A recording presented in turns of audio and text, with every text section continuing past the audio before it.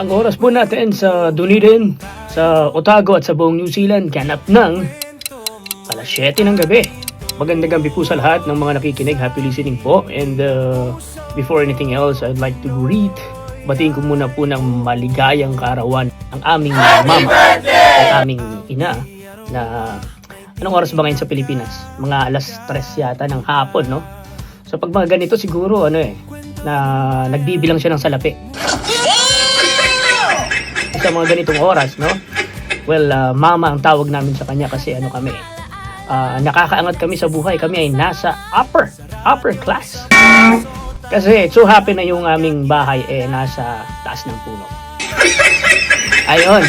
So, yun kasi ang lugar namin sa Taguig halos kabilang side lang ng ng BGC or ng McKinley. Parang may overpass nga doon sa may C5 pag tumawid ka doon. Nandun na sa McKinley, no?